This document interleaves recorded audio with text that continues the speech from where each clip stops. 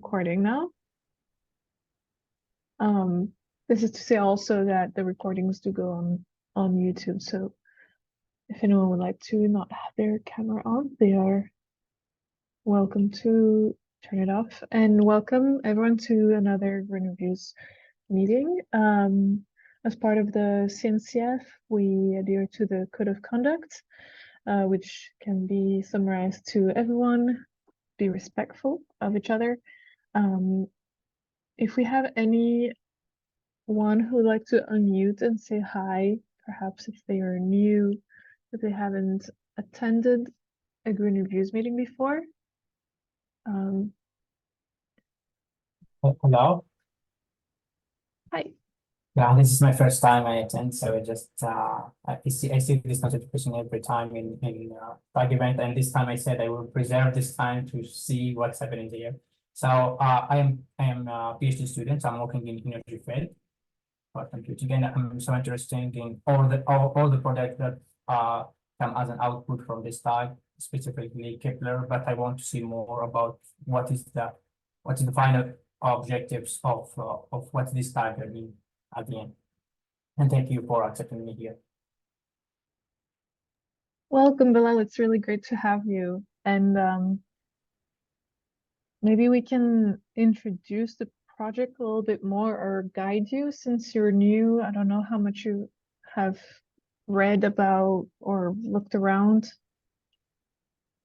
Actually, I did, but I would be pleased to hear from you. So the Green Reviews Working Group is the first technical project of the sustainability tag of the CNCF. And our goal is to create a reference architecture to measure and assess the sustainability footprint of cloud native tools. We're starting with Falco. I don't know if you're familiar with Falco. It's a security tool. And we've created a cluster in Equinix infrastructure. And we've deployed Kepler on it and other tools like Prometheus, Grafana, Flux.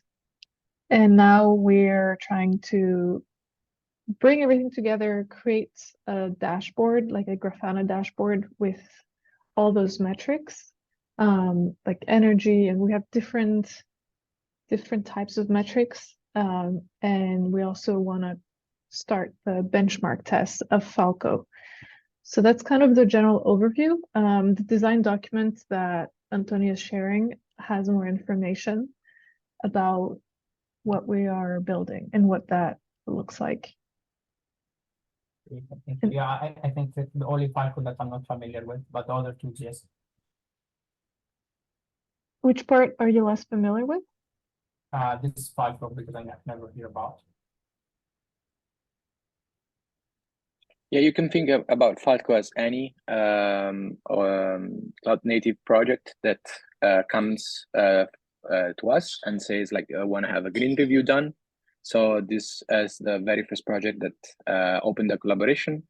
And yeah, you can think it as a black box. So this time is Falco because it's our first use case, but it could really be any CNCF project. So no need to be a lot familiar with. Like be aware that it's a complex technical project that has also eBPF involved and so on. So some of the metrics that we are collecting might be a bit custom to it, but there is also a set of sustainability metrics that instead we will collect for every project. So it's our first milestone, so to say. Okay, thank you so much for the activation.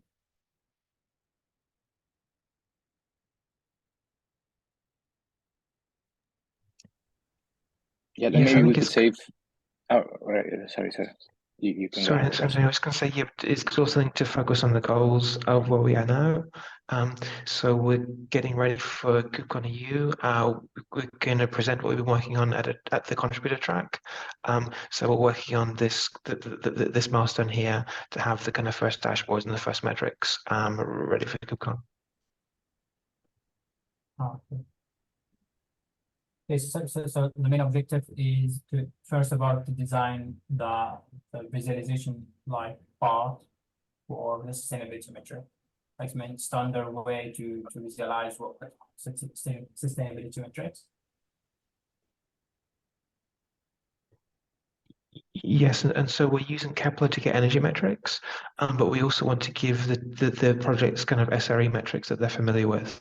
So CPU, memory use, those other metrics as well. So combined with the energy metrics and the SRE metrics, they can optimize and reduce their energy usage. Thank you so much. That's interesting.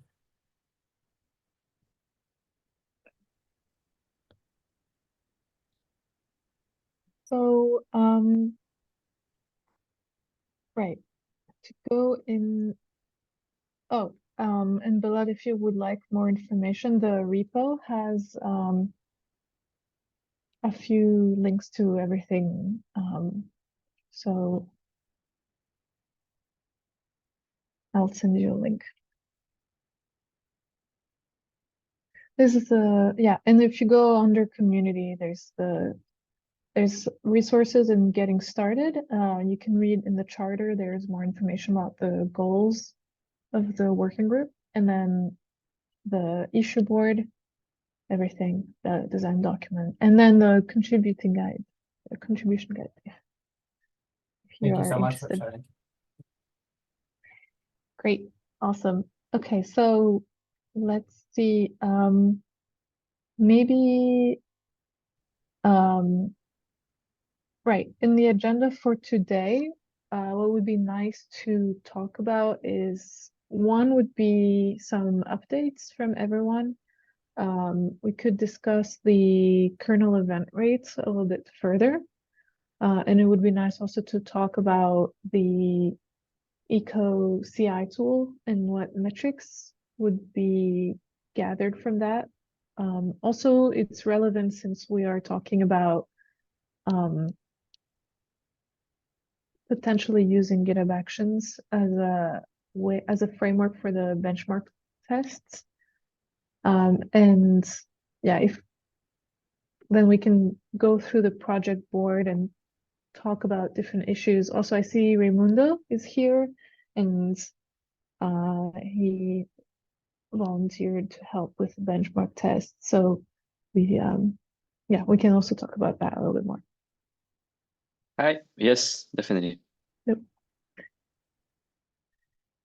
Awesome. So Jochen, are you here? Are you pressed for time? Do you want to drop or do you want to should we I fast track need to your leave in like 20 minutes. Yeah. Okay, then let's talk super quickly about the EcoCI tool. Since we are talking about using GitHub Actions, and specifically we're thinking of using self-hosted runners. I was wondering, does the EcoCI tool run as an action in itself, or is it kind of a meta monitoring tool? Like, does it measure the entire workflow pipeline, or what is it? Yeah, so you can think of it as just scripts, shell scripts that you inject into your pipeline. So you need to make you need to start the recording or the measurements or the estimation. Actually, it's kind of more of an estimation than actual measurement. So how it works is you start this by running the start script. And then what it does is it is measuring the CPU utilization and maybe a few other component utilizations. And then at the end, it records those over time. And then in the end, it feeds those numbers into a little neural network, which has been trained on the spec dataset.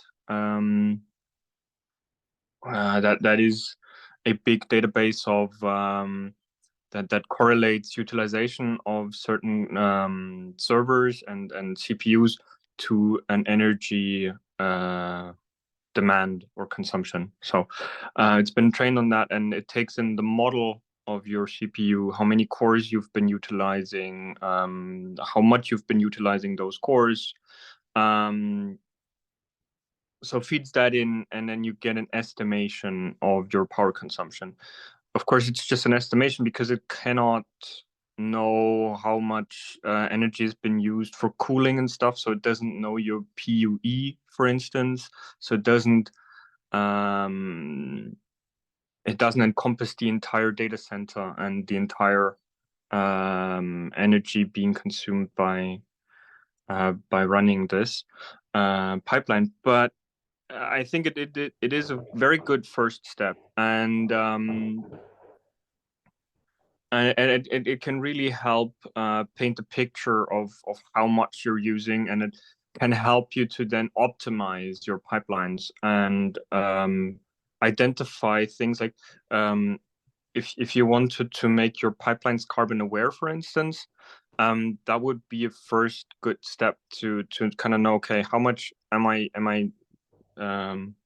consuming in terms of time, in terms of energy, to then know when to schedule these pipelines so that I have the best CO2 impact, right? Can you follow my thoughts here, or am I going too quick, too slow?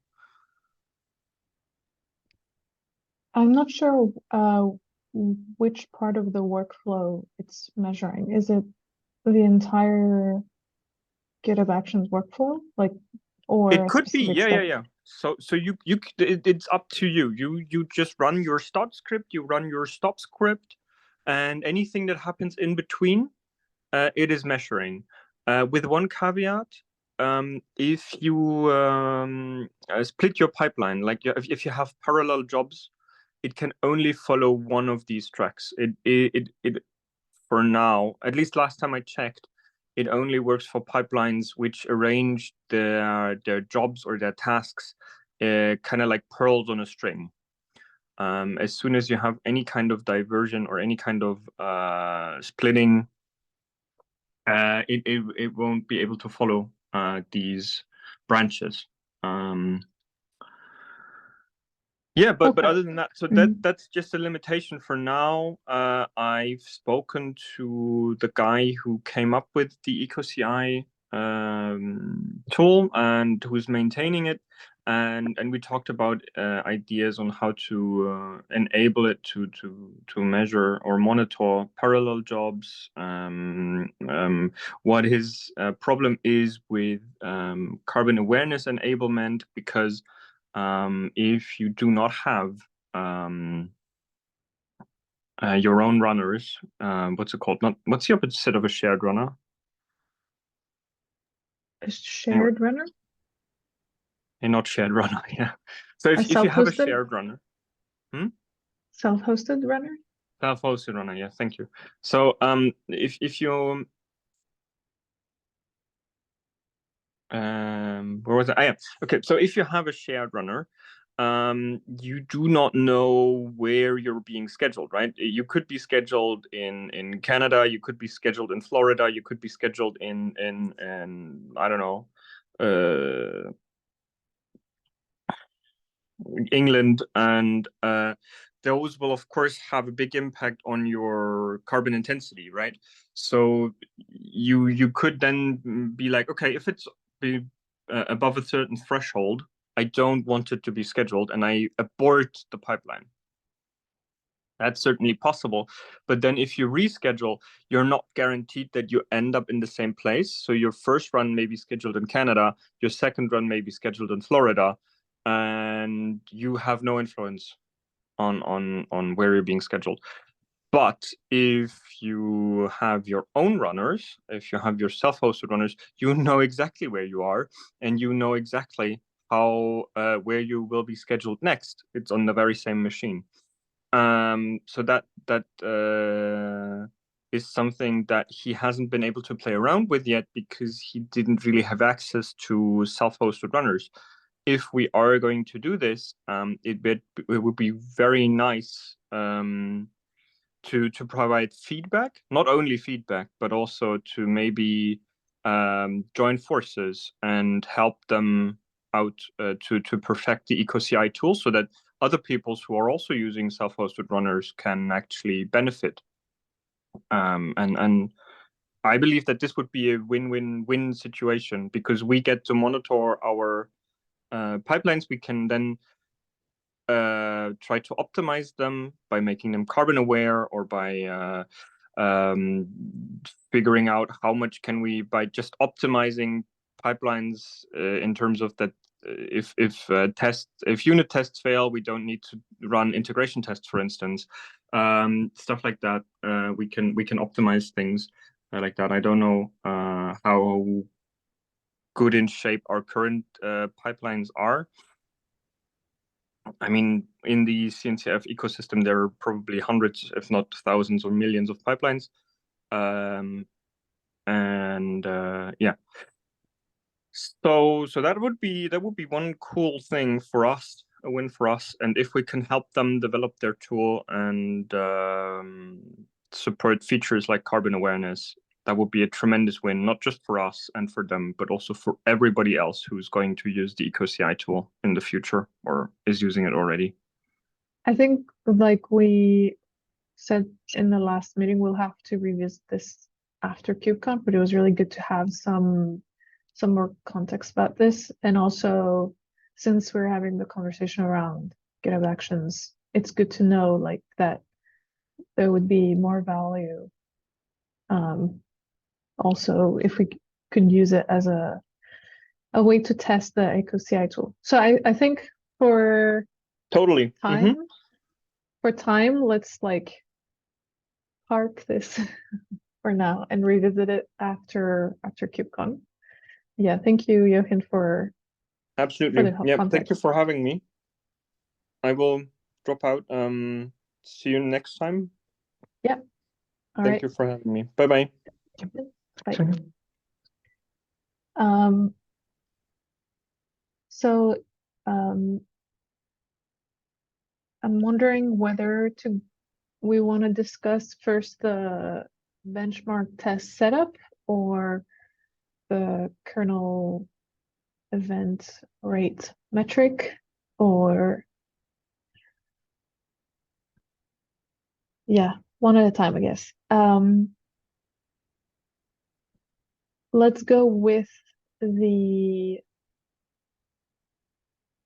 kernel events metric, and then we'll talk about the benchmark tests again. Or also, if Ross, if you'd like to give an update on your side of what you've been working on before we delve into like long discussions. Yes, yeah, great. So yeah, I can give an update on automation. So we merged a couple of PRs earlier. So now we have separate nodes for Falco and for the rest of our stack. So separate nodes for Falco, separate nodes for Prometheus and Flux. That's all pretty much done. There's one slight change. We've got a couple of the Flux pods are running on the Falco node. So we just need to change the add a node selector there. So we do it, but then that issue can be closed.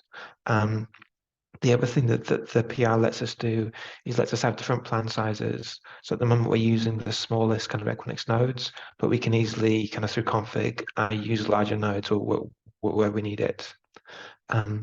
So that was the PR that got merged with the node labels and also the plan size. So the next step in terms of automation is having an elastic IP for the node that has Grafana on, and then we can get a DNS name for Grafana so we can have an easily accessible public Grafana. Yes, so the PR did change the tofu code is there as well. Also, the package changes to add the node selectors for Prometheus and Grafana. So we just got one more set of node selectors for Flux, and then we can close the issue. So I don't know if anyone's got any questions on automation or kind of where we are, but that's kind of the update for now. So we don't have the domain, right? Not yet. Yeah. Yes, that's it. We don't have the domain yet. We have an ingress, so we can access Grafana through like the public IP. But if that node changes, then the IP would change as well. So we just need the elastic IP, and then we can requested the domain record, and I think Leo said he's going to help us with that. So once you've got the IP, that unlocks that step. And the IP is Equinix IP, right? Yes, yeah, it's an Equinix IP, and we just assign that to the node. I've got it pretty much working. You just need to add the IP to the actual Linux host as well. So it just needs like a step there. But I'm hoping I can get the sort of PR for that ready by probably this time next week. Amazing. Nice. Once we have a public Grafana dashboard, I think it will make it easier. Also, I was looking through the Grafana dashboard, and if you go on the Explore page on the Grafana dashboard, you can write any Prometheus query, and you can get any kind of data that you want, depending on what metrics are available, of course, on the cluster. But maybe we can go through that next time, and I can do a little demo on how to use that, because it was also new for me until not long ago. Yes, I think that would be great. And I think also with being able to manage the kind of dashboards as config maps as well, we can have the kind of dashboards deployed to Flux and everyone can access them. But I'm hoping as well, once we have that sort of public DNS record, that should be the last of the automation stuff that we need for KubeCon, and then we can focus more on the metrics and the pipeline itself. Amazing. Does anyone have any questions for Ross?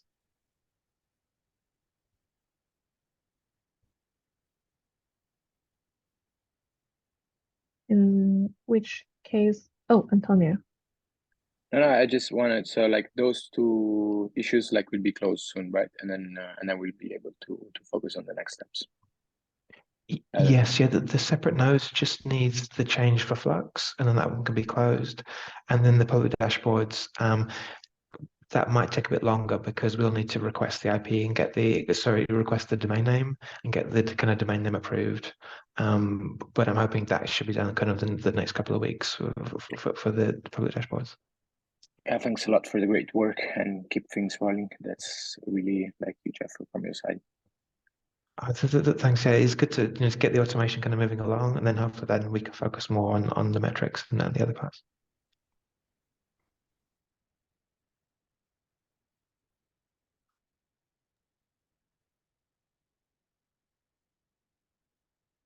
Yep. Amazing progress. We almost have the environment running, which is really the POC, right?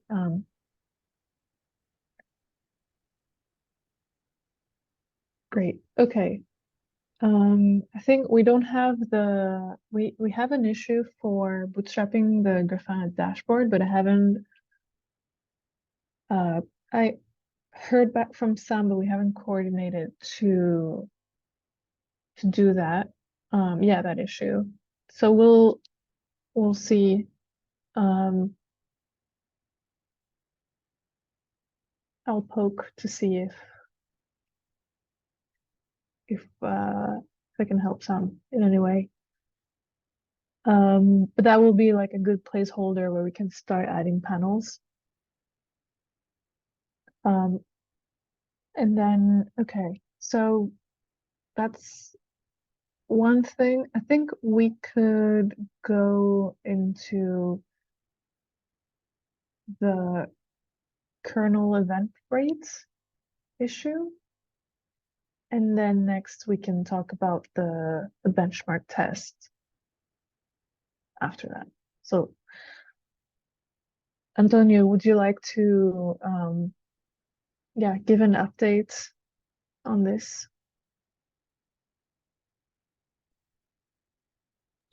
Yeah, sure. So what we did is like we're discussing this metrics with Falco team, and the ideal situation for us it would be if they would have a Prometheus exporter so that we can send the data to our Prometheus and then visualize it through the Grafana dashboard. And we are following this issue here. on the repo from the Falco security team, where like all the collaboration is going on. And we already see that some of the metrics they are taking a look at are those, and those are in this moment in a local file, which is located at some in a path which is /stats/temp/stats here. So the metrics is there as an JSON format, and on the release 0.38, they plan to have a Prometheus exporter ready available. I have asked Melissa when exactly this release will happen so that we can coordinate if we need to find an interim solution in case the Falco team cannot make it to have the Prometheus exporter done. And we already brainstormed a bit about possible solutions for basically transferring those metrics that we see here in our and graph them in our Grafana dashboard. So we have different solutions, but I think it's also it would be also nice to, like I wrote there 4 hours ago, so I wrote Melissa 4 hours ago, so it would be nice to see what kind of responses. So maybe we don't need an interim solution and we can already fully depend on this update from the Falco release. On the other side, there was another comment, another issue about but it was not here. There was another issue about separating the responsibilities of the SRE metrics. Do you have the issue at hand? I think I have it on the other tab. Oh, wait a sec. Exactly, it's this issue here. Let me copy it over.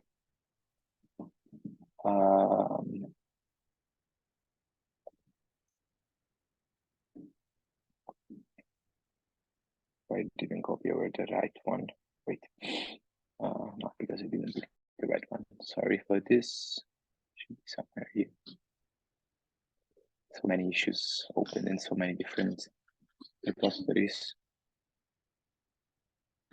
This one. All right. So I don't know if we want to discuss directly this one or if we want to brainstorm first about this kind of solution. So what do you think? I guess I would say it would be nice to wait a couple of days to get a response from them and then coordinate accordingly to the answer they will give. Yeah, I think that's a good shout. I also had a question for the kernel event, right? Would we, like, I'm trying to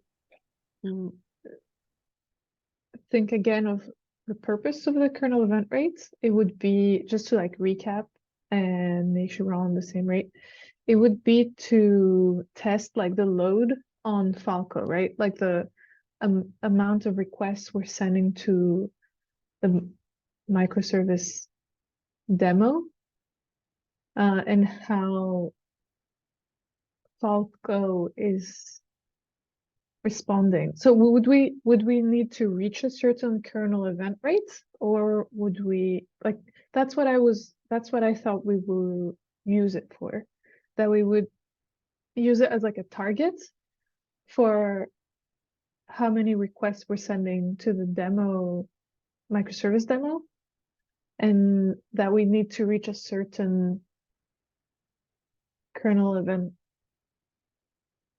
rate target. Is that are we all on the same page? Is that correct, or am I wrong? Because if that's the case, maybe we don't need to graph it in Grafana necessarily, and maybe the Prometheus exporter would be helpful, but maybe it's not a blocker. What do you think? Yeah, I think it's a good point to take a step back and asking those kind of questions. So thanks for doing this. I remember they mentioned the kernel event rate as something they need. So like, I remember exactly what you said. So like they need a certain threshold to ensure that Falco is working with a given load, so that we're testing a meaningful scenario in which there is a given load on the machine. I don't know if somehow they want to correlate those values in times with some energy metrics, because I guess, I don't know, if they have a given kernel event rate, then they want to see the correlation with this kernel event rate with some, I don't know, CPU utilization or memory utilization or like overall power utilization, so that, I don't know, that's all speculation. So I think the right thing to do is to ask if they need to graph it, what kind of operations they do with this kernel event rate, and then I think we will have a better understanding. Because yeah, like I might think about some cases, but I really don't know. I've never analyzed Falco.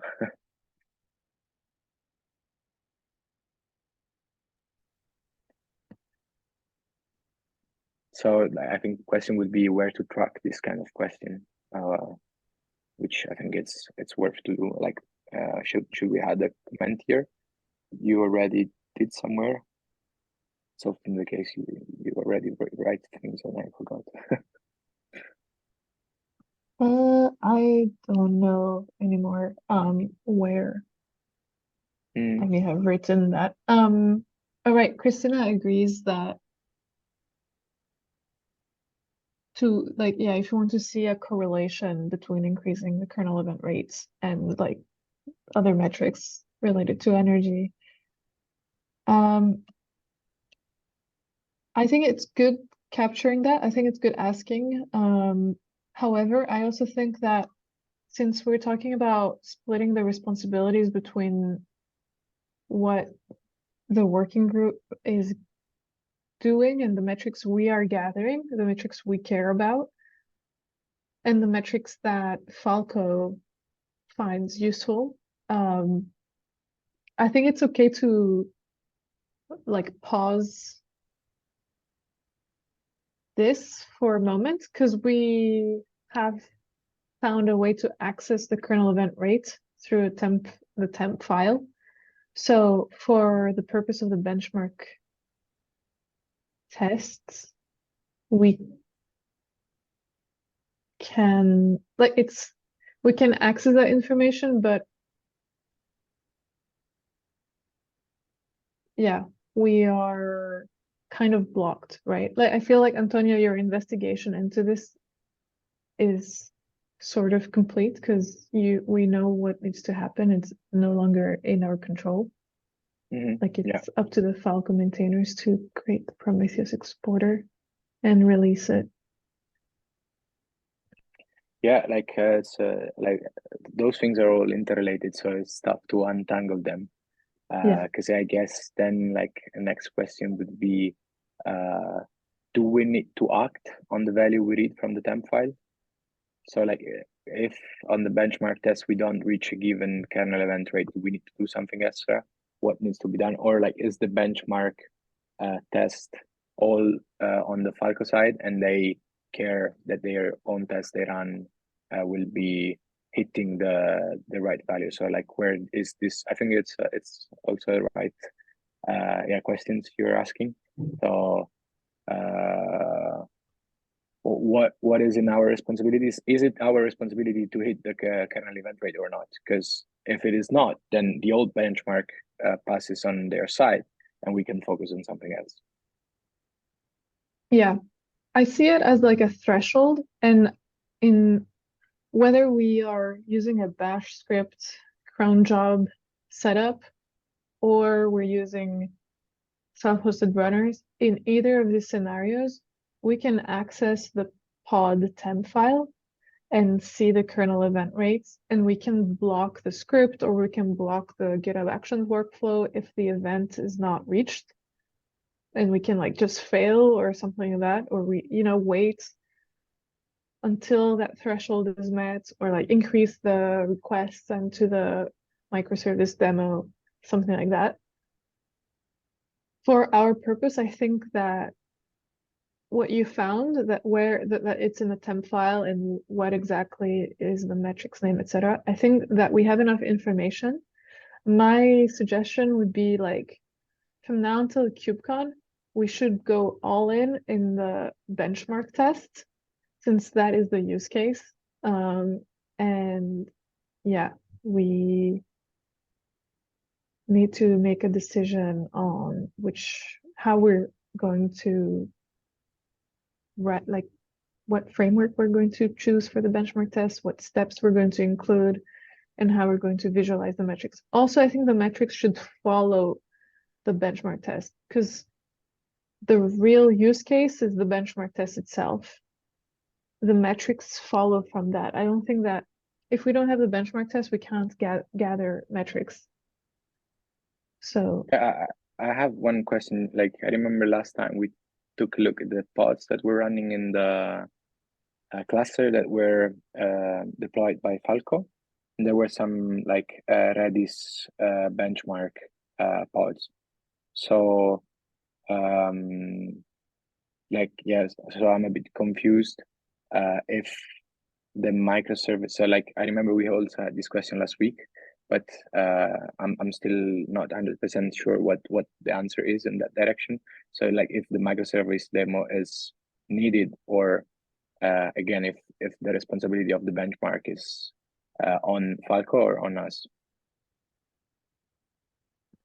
yeah, I think we're helping Falco to create those benchmark tests, but I think our POC, the Green Reviews Working Group POC, would be giving the self-hosted runners to the project maintainers and helping them create those benchmarks, but ultimately it's theirs to own them. Yeah, I also agree. Like, it looks like it should be this way, but then like the microservice demo, it's not needed, right? Or maybe it's needed only if we need to generate some extra traffic that they can generate, or is it something we can provide if they need something extra? Or how would you place the microservice demo in this, like benchmark on their side? I think the microservice demo can stay, and it can just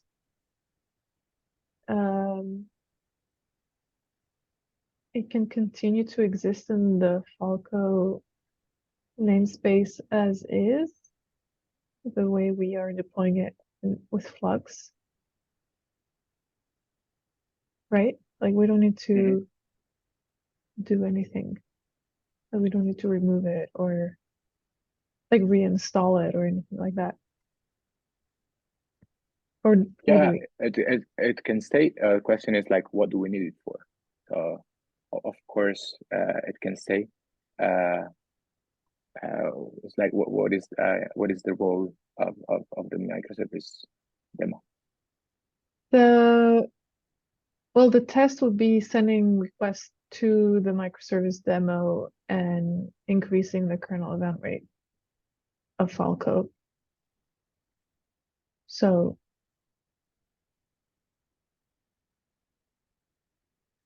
yeah, I'm not sure if I made my point then. Let's see if I find something either.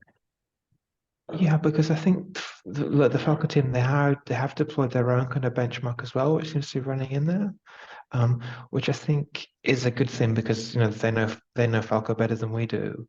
I think we could have the microservice demo as a backup for the projects if they want us to deploy a benchmark, we could deploy it. But yeah, because the Falco team have already got that set up, I think it's good to use their benchmark test. The only concern I've got is we wanted to measure idle, and we don't have a way of like enabling or disabling the benchmark. Yeah, because from what I got, like this, I think this is the part of the repo which is doing some stress benchmarking. So they have some script they run, their own script, and I think with this they are able to assess if they're hitting the right kernel events, and this is what they modify, right?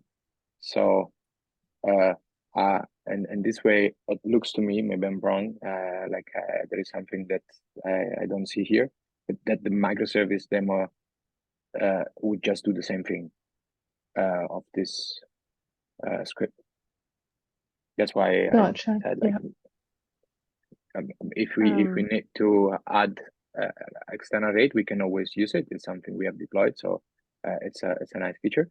But instead, if this is enough, then maybe we can disable it. Just a quick suggestion.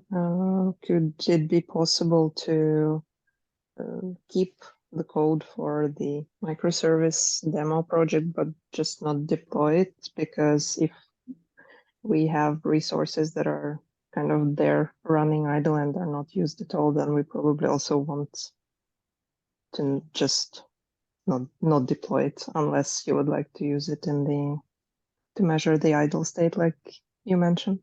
But I think that's a good point that you brought up, Antonio, like if we should probably not let something that is not in use to be running, so that we also utilize resources as efficient as possible. Yeah, I think like this was not clear in the beginning, but yeah, like Nikki made a great job into highlighting these responsibilities. And then like if we decided, for example, SRE metrics and benchmark are on the application side, then we are more free to focus on what matters more to us, namely green metrics and pipelines and automation. This is a great point. I think we brought this up, but I forgot or didn't understand that this. Yeah, I remember seeing the pods, and thank you for sharing this. We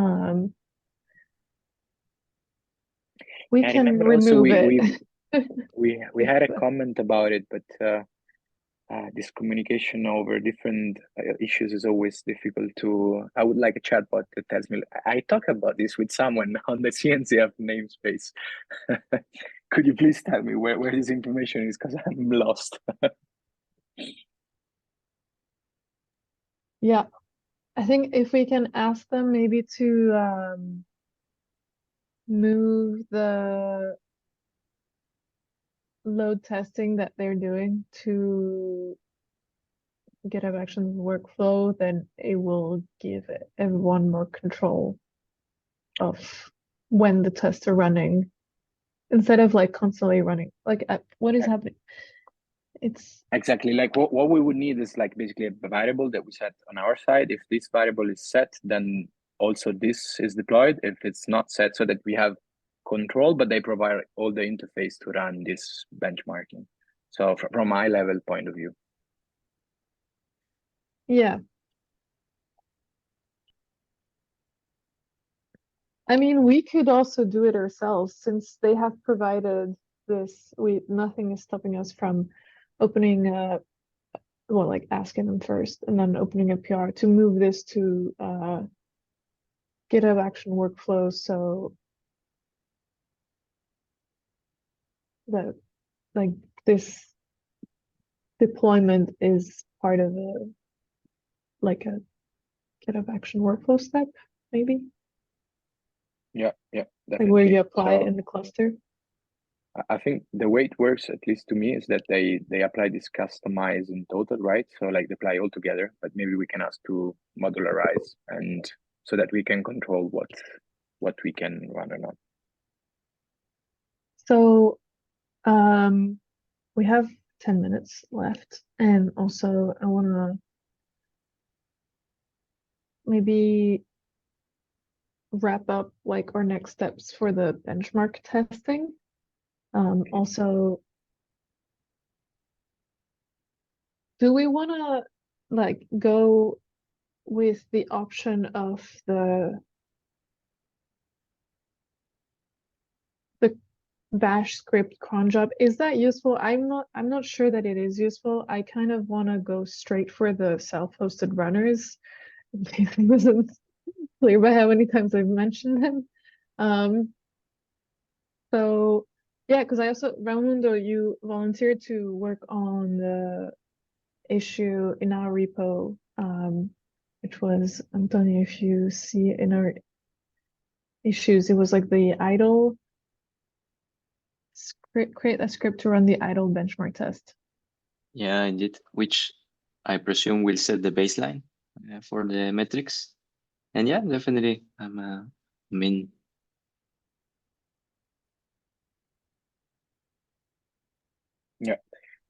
So I guess like it looks to me that all the pieces are there. We just need to create a process, right?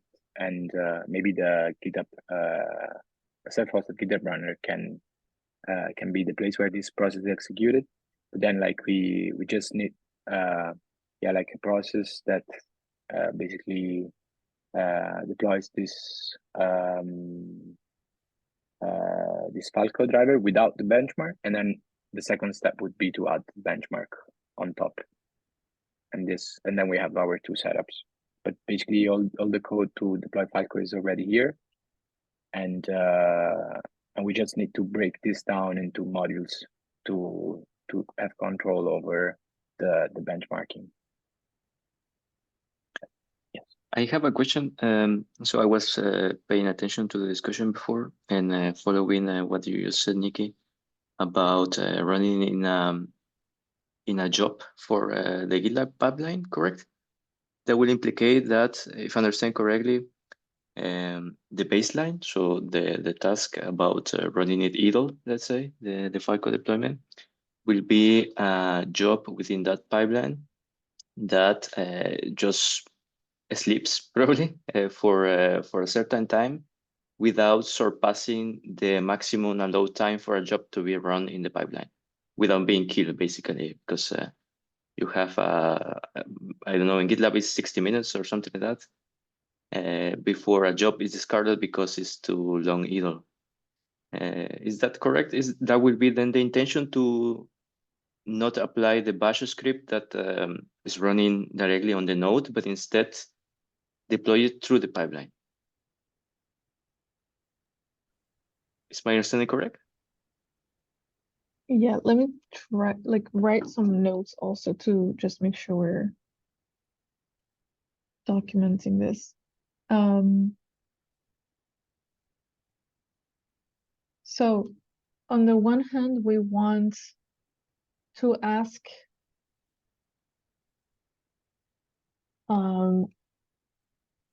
the Falco maintainers to remove the benchmark test they are already running, right? Yep. And move those to GitHub Action workflows. At the same time, we will do the same. We will write a GitHub Action workflow. I'll just start using workflow from now on. We'll create a workflow for idle. Yep. And we can already remove the microservice demo. We can just open a PR to like comment it out, and then Flux will just not apply it to the cluster. So comment out microservice demo.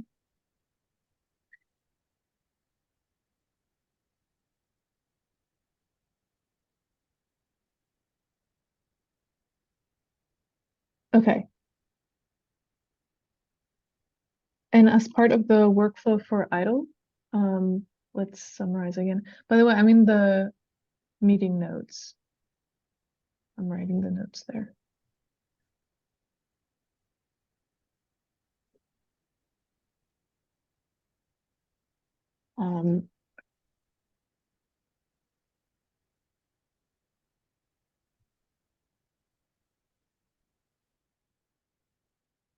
Right. Okay. Could someone, I can't like, could someone summarize again the steps that we have? Raimundo, if you could repeat what you said so I can write it. Well, I was first assessing whether I got it correctly. So Yeah. what I was mentioning is that currently the issue that I volunteered to work on is considering to deploy a bash script that is going to start a cron job, and that is going to sleep for a certain time, I think, and that will be considered as a baseline for the measurements. So an empty test, let's say. But instead, if I understood correctly, it will be through a job in the GitHub workflow. And well, basically the job will then take on the task of launching the idle test scenario for 15 minutes, which is less than the threshold for discarding a job on the GitHub workflow. So the maximum time that you can run a job. Yep, I think that all sounds accurate. This is all correct. Yep. I'm gonna add that we need to bootstrap the action runner controller. Yeah.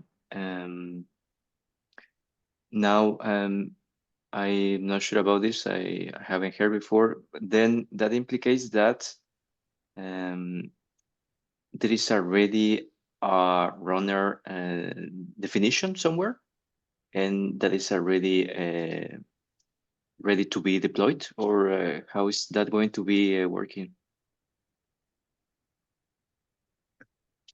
Yes, and Nicky, I was going to say, I think we would need to deploy the action runner controller in the cluster. I think we've both looked at this a bit. They have like a Helm chart that we can use. Okay. I think the main parts is there's the Helm chart and you need the GitHub token for access as well. But I think we can use the GitHub token we already have. But I think if we have like a GitHub issue for installing Arc in the cluster, we can work on that, and then we can start working on the workflows. But yeah, I'm happy to help with getting it installed on the cluster. The only is getting a bit into the detail, but the only concern I slightly have is obviously the GitHub path is a secret, so we might need to use something like SOPs to encrypt it, so we can use Flux. But we could also just install manually for a start to get things running if that becomes a blocker. Okay. I think probably setting up SOPs shouldn't be too hard. I've done it before, just not recently, but we can always have install manually as a backup.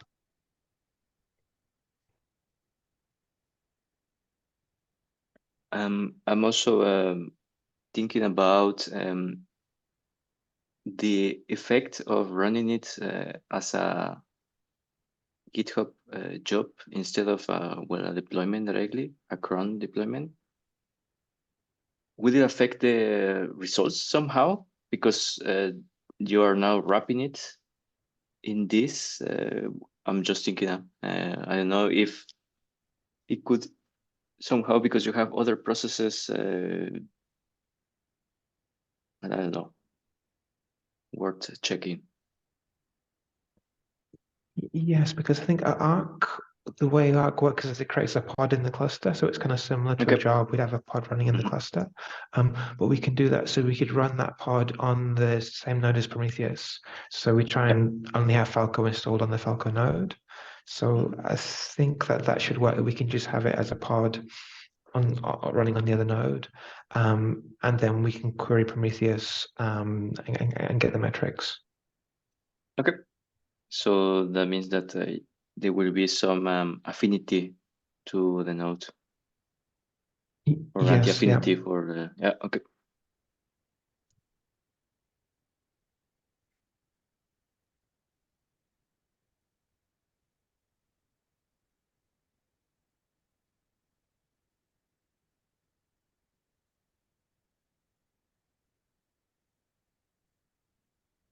I update the new updation. Yeah, exactly.